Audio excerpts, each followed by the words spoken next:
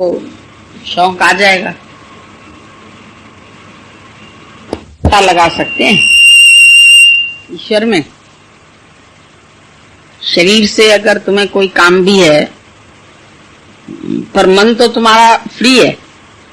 तुम नहा रहे हैं तो भी फ्री है, तुम गाड़ी में बैठे हैं तो भी फ्री है, रिक्शे में बैठे हैं तो भी फ्री है, दुकान पर ग्राहक नहीं है तो भी फ्री है।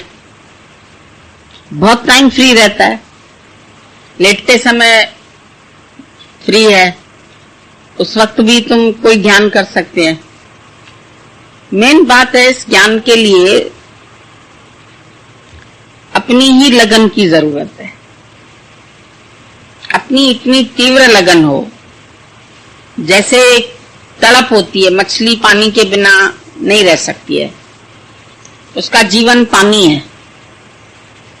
तो कोशिश करें हम बार बार मेहनत करें कि हम पानी से अलग ना हों,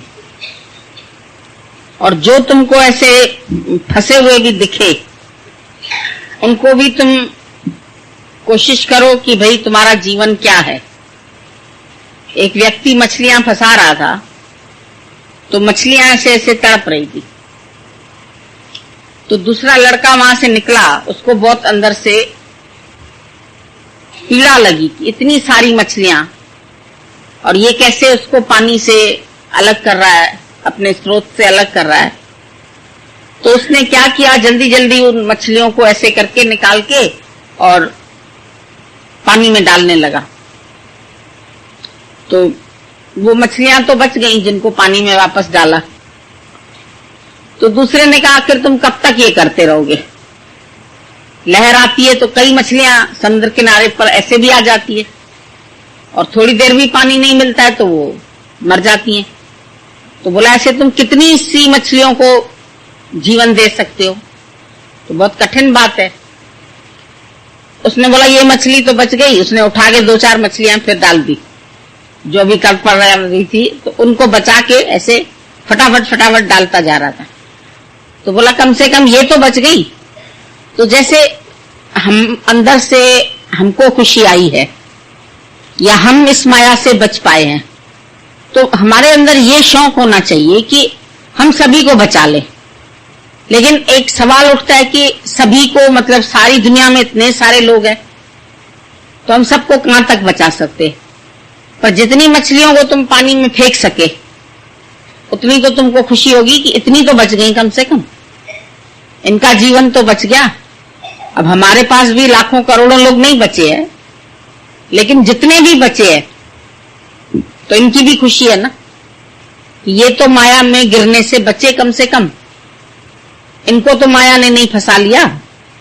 तो आज अगर तुम किसी को जीवन दान देते हैं तो तुमको यहां खुशी आती है ना, चाहे जितनों को दे पाओ।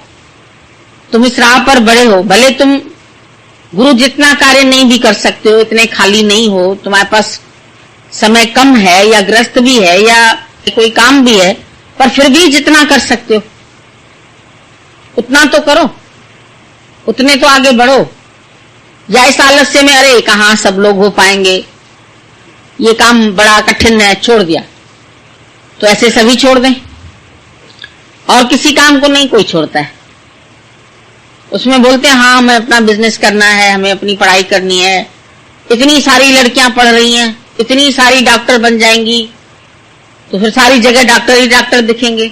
मान लो हम ऐसा सोचे तो हम अपने लिए क्या पुरुषार्थ करेंगे, करेंगे ही नहीं।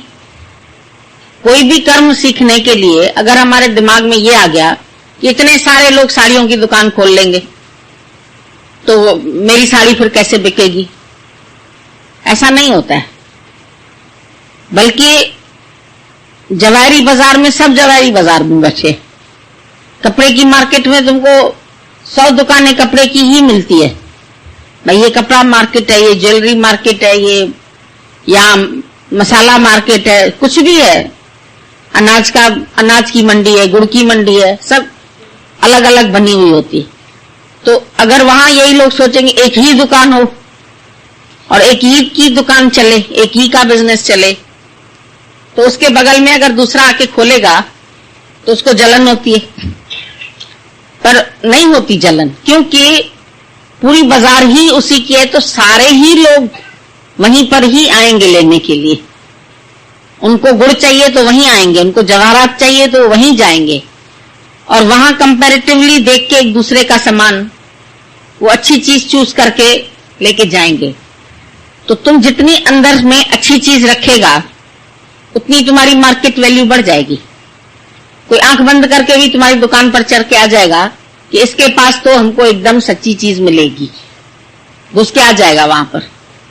तो इसी तरह से ज्ञान में आने पर हमको भी कई लोग, इतनी सब लड़कियां कुंवारी रह जाएंगी, इतनी सब ब्रह्मचर्य में रह जाएंगी, तो भगवान की सृष्टि कैसे चलेगी? अरे बहुत अच्छी चलेगी।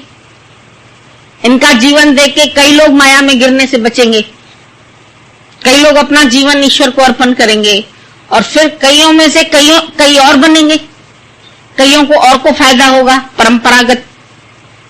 जैसे वो सृष्टि बनाने वाले भी कई हैं, तो ये सृष्टि भी बनाने वाले कई आ जाएंगे। तो हर एक का काम अलग अलग होते हुए भी सब रोजी रोटी तो खा ही रहे हैं ना अपनी अपनी। भाई अनाज वाले भी खा रहे हैं, तो गुड़ वाले भी खा रहे हैं, तो दूसरे भी खा रहे हैं, सबको रोजी रोटी तो वहीं से ही मिलती है ना। तो जिसका जो काम है वो काम करने में वो पीछे क्यों हटता है? आज गुरु तुमको निष्काम सेवा बताता है, तुम्हारा मन कहता है अरे सभी सत्संग करने लगेंगे तो कैसे काम चलेगा, पहले उठो निकलो तो देखें जरा कितने निकलते। सभी करते करते कोई आधे में रुक जाता है, कोई पीछे चला जाता है, कोई मुश्किल कह के बैठ जाता है, किसी को माया के सुख आकर्षित करते तो चला जाता है। कई आते हैं ना। महात्मा गांधी के साथ जेल भरो आंदोलन हुआ, उसमें सभी घुस गए, हाँ हाँ हम भी महात्मा गांधी के साथ हैं, हम भी महात्मा गांधी के साथ हैं। तो आखिर अंग्रेज लोग, जेल भी कितना बड़ा होगा जिसमें इतने हिंदुस्तानियों को भरेंगे, तो उनके लिए जेल के कमरे ही कम पड़ गए, कहां तक भरते उनको। लेकिन फिर क्या हुआ, उनमें से धीरे धीरे छटने लगे लोग, आस्ते आस्ते छटनी होती गई। किसी को बीड़ी की आदत थी, जेल में बीड़ी नहीं मिल रही थी, किसी को सिगरेट की आदत थी, किसी को बच्चे याद आ गए, किसको बीवी याद आ गई, तो आस्ते आस्ते उसमें से छटते छटते बहुत ही कम बचे। तो यहां पर भी चलते तो बहुत हैं, इस राह पर भी दिखता है ये भी चल रहा है, ये भी चल रहा है, ये भी चल रहा है, ये भी चल। अब देखो अंत तक किसकी निभती है, ये भी तो बात है ना। भड़िया उसका जानिए जहां का तोड़ चढ़े। कई इसमें एक इंटरव्यू होता है, कई कैंडिडेट्स होते और सीट एक होती है खाली, तो समझो 20 गए, उनमें से एक ही तो चुना जाएगा, पर प्रयास तो 20 ने किया। अच्छा फिर जो 19 का नहीं हुआ वो भी निराश नहीं होते हैं, उनको एक एक्सपीरियंस मिलता है वहां का। फिर कहीं वैकेंसी निकलेगी, फिर वहां अप्लाई करेंगे, फिर वहां भी हो सकता है चुन लिए जाएं। अप्लाई अप्लाई अप्लाई करते ही जाएंगे ना, जब तक कहीं उनको अपनी मनपसंद जॉब नहीं मिल जाती है तो वो करते रहते हैं। और फिर कभी जिस जॉब में बैठे वो नहीं पसंद आ रही है तो फिर उस जॉब को भी चेंज करते हैं, नहीं ये हमको नहीं पसंद है, अब हम दूसरी खोल रहे हैं, दूसरे तरह का दुकान खोल रहे हैं, क्योंकि इसमें इतना मुनाफा नहीं है। तो दुनिया में भी जब लोगों को मुनाफा नहीं मिलेगा तो आएंगे इसी तरफ ही, कहां जाएंगे? बैठे तो सब माया में, लेकिन मुनाफा किसी को भी नहीं है, ये भी हम जानते हैं अच्छी तरह से। तो जहां संसार से ठोकर लगेगी, जहां किसी को बंधन महसूस होगा, जहां पर वो अपने आप को अकेला फील करेंगे, दुख का अनुभव करेंगे, तो अपने आप ही इधर बढ़ के आ जाएंगे। मजा आता है लोगों को, उधर से खुद वो मुड़ जाते, खुद ही मुड़ के इधर को चले आएंगे। तो जब मजा आता है तो फिर पीछे रहते नहीं है। तुम जाके जबरदस्ती भी किसी को मजा दिलाओ तो सही। नमक जिसके मुंह में था चींटी के, तो चीनी वाली ने कहा बहुत मजा है, अब नमक वाली कहती है मैं भी मजे में हूं। अज्ञानी लोग बोलते हैं हम भी अपने घर गृहस्थ में बहुत मजे में है, हम भी बड़े आनंद में बैठे हैं, हमारे भी बाल बच्चे हैं, उनकी सेवा करते हैं, उनको खिलाते हैं पिलाते हैं, उनके लिए कमाते हैं, हम गृहस्थ में भी बहुत आराम से बैठे हैं। पर जब एक बार हम जबरदस्ती भी जाके उनको ये रस चखा के आते, फ्रीली भी चखा के, फ्री है चलो तुम्हारे को पैसा भी नहीं देना, चैतन्य महाप्रभु बोलते थे, मेरे पास आओ, मैं तुमको मछली का रस भी पिलाऊंगा। बंगाली लोगों को पसंद आता है, लेकिन तुम सुनो तो सही सत्संग। तो ऐसे उनके अंदर आदत डाली, आदत क्रिएट की तो निकले, उसमें से कई निकले। तो कई बार गुरु हमारा मन नहीं भी होता है, तो हमारे को जोरी जबरदस्ती से भी रखता है, चलो रह जाओ, तुम्हारे काम की बात है, और 4 दिन रहो और 8 दिन रहो। अपनी लगन नहीं होती है, पर यह लगन भी जागृत करवाता है। उसको हमसे कुछ नहीं चाहिए, लेकिन फिर भी वो क्यों कोशिश करता है कि तुम अधिक से अधिक टाइम यहां पर रह जाओ। भले ये भी हम जानते हैं कि उसके कारण घर में भी सुनना पड़ता है, समाज में भी सुनना पड़ता है, अपने मन का भी सुनना पड़ता है, लेकिन फिर भी ये इतना सहन करके भी अगर हम एक जंप लगा देते हैं तो हमारी जीवन कितनी अच्छी बन जाती है। गुरु को करुणा है, उसके अंदर में ये दया का रोग लगा हुआ है। जो भी आए हैं वो कम से कम विकारों से बच तो जाएं, वो अपना जीवन निर्विकारी बना सकें, वो सब में प्यार बांट सकें, वो आलस्य छोड़ दें। आज भगवान ने 24 घंटे का टाइम दिया है, कोई 24 घंटे थोड़ी हम काम करते दुनिया के। 6 घंटे नींद भी करते हैं, 6 घंटे घर के कामकाज, खाना पीना, नहाना धोना अपना भी काम होता है। 6 घंटा जाकर के बिजनेस भी करो तो 6 घंटा फिर बच जाएगा पूजा के लिए, सत्संग के लिए। तो जैसे जैसे तुमको लगन लगेगी, ऐसे ऐसे माया भी तुमको छोड़ देगी। दादा ने बोला, you only be good and all will leave you. तुम गुड बनते जाओ, अच्छे बनते जाओ, माना परमात्मा के होते जाओ। लगन रखो, प्यार रखो, हिम्मत रखो, हौसला रखो, उमंग रखो। ये उमंग भी जागृत होता है उमंग वालों के संग में, अकेले घर के बैठे नहीं। उपजे चाह साधके संग। साधु इसीलिए तुमको अपना संग देता है कि जैसे तुम्हारे अंदर में इस चीज के लिए चाह पैदा हो जाए।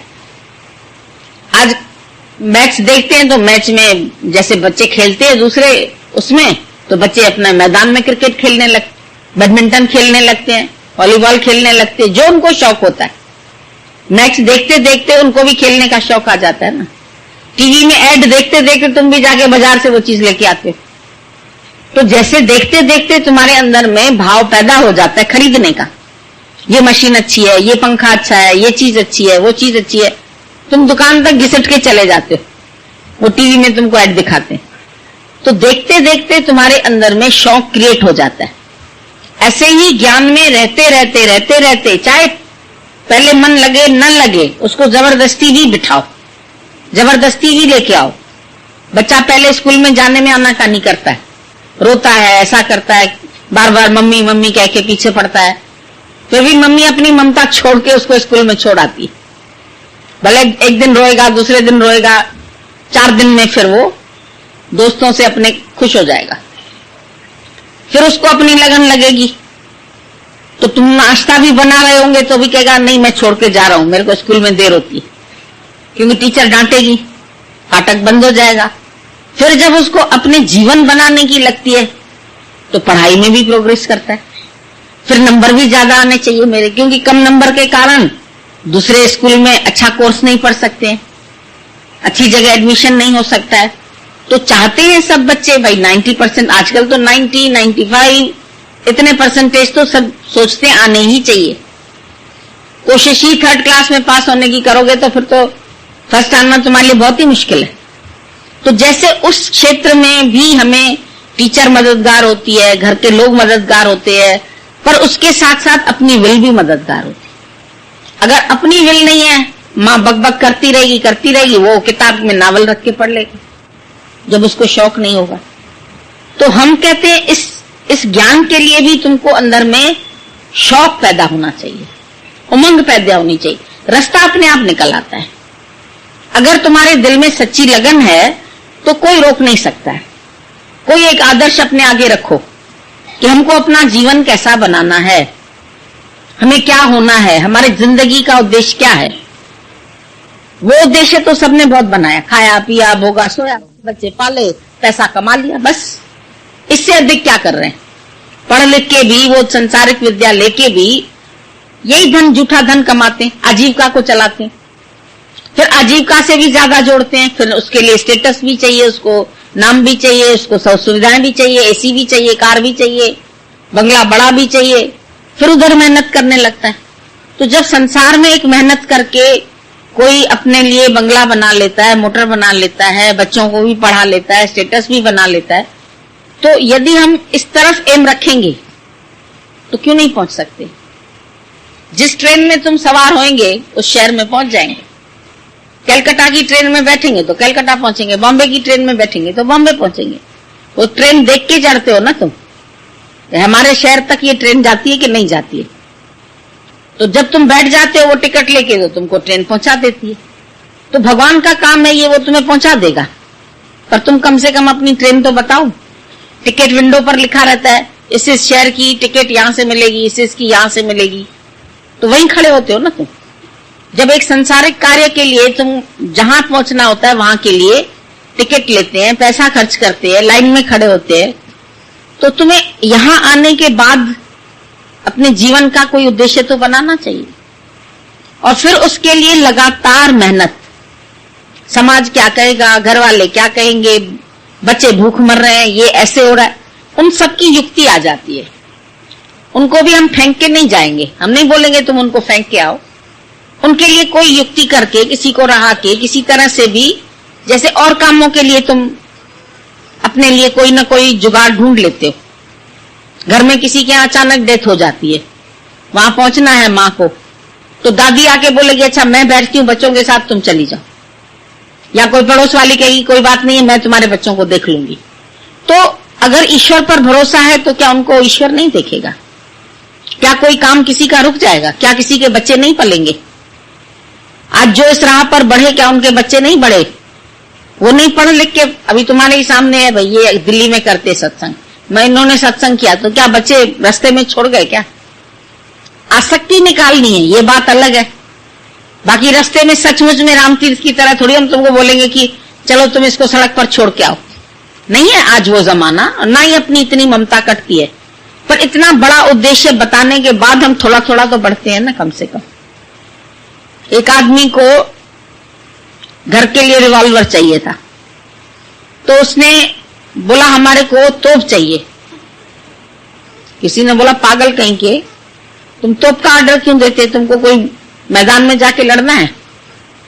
बोला देखो राशन में जब हम चीनी के लिए परमिट बनवाते हैं तो हम बोलते हैं हमको 10 क्विंटल चीनी चाहिए। हलवाई बनवाते हैं तो बड़ी मुश्किल से 1 क्विंटल पास होता है। तो अगर हम इतनी बड़ी तोप का ऑर्डर देंगे तभी तो एक बंदूक मिलेगी ना हमको। तो जब गुरु तुम्हें इतनी ऊंची बात बताता है तब तुम मुश्किल से जाके एक बंदूक खरीद पाते हो।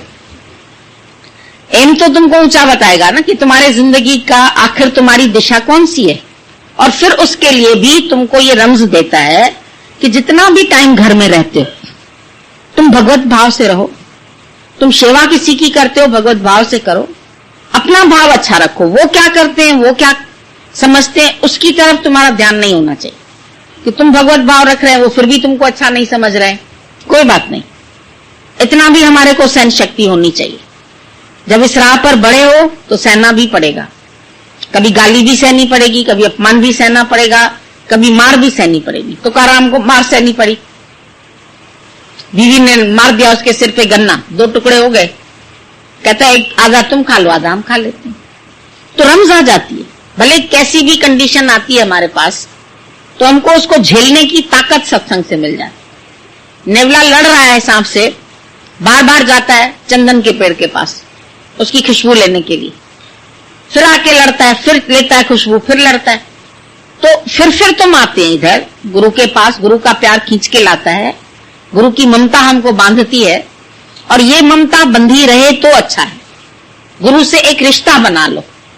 जैसे रिश्तों को हम नहीं त्याग सकते हैं, बेटे को नहीं छोड़ पाते हैं, पति को नहीं छोड़ पाते हैं, माँ बाप को नहीं छोड़ते हैं, तो ईश्वर से भी तो हमारा कोई रिश्ता बन जाए ना। जब उससे हमारा ऐसा रिश्ता बन जाता है प्यार का, तो वो प्यार हमको खुद ही खींच के लाता है। जहां तुमको थोड़ा भी समय मिलेगा तुम खींच के आ जाएंगे। फिर गुरु ने कहा जहां बैठो वहां भी एक किला बना के बैठो, इस किले के अंदर रहना। जैसे तुम्हारा कोई आत्म धन न खींच ले, उसके लिए भले तुमको कुछ सहना पड़ेगा तो सहन कर लेना, इसमें कौन सी बड़ी बात है। ये अगर ईश्वर की मर्जी ऐसी है कि हमको सांप मिले, हमको जहर मिले, हमको कठिनाइयां, तो कठिनाइयां भी तुम्हारे को रगड़ रगड़ के संघर्ष और ऊंचा बनाते। जो जो इस राह पर बढ़ा है उसके जीवन में संघर्ष आए हैं, और नहीं अगर तो दूसरे भी जगह जाके देखो तो संघर्ष कौन नहीं सह रहा है। क्या एक गृहस्थ में रहना सरल है? गृहस्थ में एडजस्ट करना, दो देरानी जेठानी, उसका विचार दूसरा, उसका विचार, बहनों का भी अलग अलग होता है, पति पत्नी का अलग अलग, उनकी भी आपस में, वैसे तो साथ जिएंगे साथ मरेंगे, मोह भी बहुत है लेकिन झगड़ा भी बहुत है, क्योंकि ख्याल एक दूसरे से मिलते ही नहीं। सुबह से लेके महाभारत किसी न किसी के साथ शुरू हो जाता है। कोई ना कोई एक पॉइंट बोल देगा, फिर दूसरा उसको काटेगा, फिर तीसरा काटेगा, फिर चौथा, घर में कलेश हो गया। क्योंकि चार लोगों की चार मति, सबकी एक सी मत नहीं है, सब अपनी मति अलग अलग अलग अलग। तो इसीलिए मोह भी होते हुए झगड़ा भी है। लोगों के घर में धन का अभाव है, किसी के घर में सहूलियत नहीं है, किसी के घर में सुविधाएं नहीं है, तो वो अभाव भी तंग करता है कि औरों के घर में फैन है, औरों के घर में टीवी है, औरों के घर में फ्रिज है, तो हमारे घर में क्यों नहीं है। तो उन सब बातों की अंदर से चिड़चिड़ापन पैदा होता रहता है। उनके यहां तो मशीन है भाई, डाल देती है कपड़े, शाम को सूख के निकलते। हमारे पास तो है नहीं ऑटोमेटिक, हमें तो पिटने पड़ते हैं कपड़े। तो ठीक है, पिटने वाले ज्यादा अच्छे हैं, हमको तो मशीन होते हुए मशीन में नहीं अच्छे लगते, क्योंकि सभी के पसीने की बांस एक साथ हो जाती है उसमें। कोई अलग अलग तो सबके नहीं धुलेंगे मशीन में, सारे एक साथ डाल दिए जाते हैं, फिर एक का रंग दूसरे में, दूसरे का रंग तीसरे में। बड़े लोग खुश होते हैं, चलो भाई हाँ हमारे कपड़े तो एक साथ धुल गए, एक ही दिन मशीन निकाली, और फिर क्या करेंगे, हफ्ते भर में एक बार गंद डाल रखते जाएंगे रखते जाएंगे रखते जाएंगे। हम लोगों के घर देखते इतना ढेर लगा पड़ा है कपड़ों का, क्यों? संडे को ही धोते हैं, टाइम नहीं होता है ना रोज। और वैसे हम आराम से हर एक अपना अपना ऐसा लगाया, साबुन धो दिया, छुट्टी, साफ हो गया। मतलब फायदे ढूंढना चाहो तो है, और अगर सहूलियत चाहते हो, पैसा है तो करो खर्च, उसमें क्या है। ले सकते हो सुविधा साइंस की तो ले लो, नहीं ले सकते हो तो पुरानी बातें भी बहुत अच्छी हैं। अपनी एक्सरसाइज होती है। अब डॉक्टर बोलते चक्की चलाओ, ऐसे करके सुबह बट्टा पीसो, यूं यूं करो तो हाथ पैर चले। अब हाथ पैर रुक गए लोगों के, शरीर ने मशीनरी जैसा काम करना कम कर दिया, बैठने का काम ज्यादा हो गया। कंप्यूटर पर भी बैठो, ऑफिस में भी बैठो, हर जगह बैठो ही बैठो, सत्संग में भी बैठो, बैठो ही सारा दिन, बैठना ही बैठना, तो चले कब। नौकर चाकर पानी भी हाथ में देके जाते, खाना भी टेबल पर लगा के देते, फुल्का भी वो तुमको पका के देते हैं, गूंदते भी ऐसे, आटा गूंदो तो तुम्हारी एक्सरसाइज हो, नहीं तो गठिया हो जाती है, उंगलियां ऐसी हो गई। अरे भाई आटा गूंदो रोज तो उंगलियां सही हो जाएंगी तुम्हारी। गठिया हो गई है हमें, क्यों हो गई है? क्योंकि तुम एक्सरसाइज नहीं करते है, तुम घूमते नहीं है, तुम टहलते नहीं है, पेट साफ नहीं आता है। खाना हरी सब्जियां खाओ, वो खाएंगे नहीं, खाएंगे रोटले पूड़ियां पकोड़े, और फिर कहेंगे भाई हमारा पेट साफ नहीं, तो उलट पुलट खाते हो। गुरु तो कहता है हलत पलत समारे। माँ ने बोला था भाई खाना तब खाना जब भूखड़ी लगे डाढ़ी, हथ रोटी, जब तक तेज भूख ना लगे तो रोटी पे हाथ नहीं रखना। माला मिठा खा जाए, फिर जो हाथ रखोगे उस रोटी पर तो सूखी रोटी भी मीठी लगेगी, पर भूख नहीं होगी ना तो मालपुआ भी फीका लगेगा। बोलो मजा नहीं, आज टेस्ट नहीं थी खाने में, और भूख में जो खाया वो अंदर घुस गया, हजम हो गया। थोड़ी एक्सरसाइज करो तो भूख लगने लगती। ये लोग आनंदी गए तो कहते हैं नहाए धोए नाचे गाए तो भूख लग गई तेज, तो नीचे ही बस को रोक के वहां से सामान लेके खा लिया। भूख लगेगी तभी ना जब कार्य होगा शरीर से, और शरीर को खाली बिठा बिठा के इसके, फिर बोलोगे हमें तो एक रोटी भी हजम नहीं होती है, पेट खराब रहता है, ऐसा कुछ करते नहीं है तुम। सतगुरु सिख की हलत पलत संवारे, चलना उठना खाना पीना सब। गीता में भगवान ने क्यों बोला? तामसी व्यक्ति को तामसी भोजन पसंद आता है, सात्विक व्यक्ति को सात्विक भोजन पसंद आता है। तो हरेक जैसा जैसा तुम्हारा भाव है, नेचर है, उसी हिसाब से तुम भोजन भी करते। और गुरु तुमको बोलता है कि रमज से खाओ भी, पियो भी, चलो भी, सेवा भी करो, शरीर को एक मिनट भी नहीं बिठाओ, पूरा समय शरीर से तुमको कार्य लेना है, काम लेते रहो इससे, और ये शरीर तुम्हारा जीवन मुक्ति का आनंद ले लेगा। ये नहीं कि ज्ञानी है तो फिर बेपरवाही से रहो। लापरवाह हो जाते हैं। कभी कोई खाएगा ही नहीं, कभी कोई बेटाइम खाएगा, कभी सुबह नाश्ता नहीं किया तो सिर घूम गया तो माई गिर गई। पूरा खाओ, पूरा पहनो, ज्यादा भी ठूस के न खाओ, नींद आएगी नहीं सत्संग में। तो नाश्ते जितना नाश्ता खाओ। तुम बोलेगे नहीं खूब भर के खाते हैं, भर के खाओ तो भाई नींद आएगी, क्या हुआ? नाश्ता भाई नाश का कारण बन गया, तो ज्यादा नाश्ता नहीं, कुंभकर्ण की तरह सोते रहे। इतना बड़ा भीम का था, बड़ा शरीर उसका। बोला अच्छा हुआ 6 महीना सोता होगा, अगर वो 6 महीना जगता और इतना खाता तो शायद पूरा देश का अनाज ही खत्म हो जाता। भगवान ने तामसी वृत्तियों को बोला सोते रहो। ये तामसी वृत्तियां अगर जग गई तुम्हारी तो बड़ा नुकसान कर देंगी। रजोगुण, तमोगुण, सतोगुण, भगवान ने तीनों गुण तुम्हारे शरीर में दिए, पर सतोगुण से तुम सत्य की ओर बढ़ते। सतोगुण ब्रह्मा है, ब्रह्मा ने सृष्टि को पैदा किया, विष्णु ने सृष्टि की पालना किया, उससे वृद्धि होती है।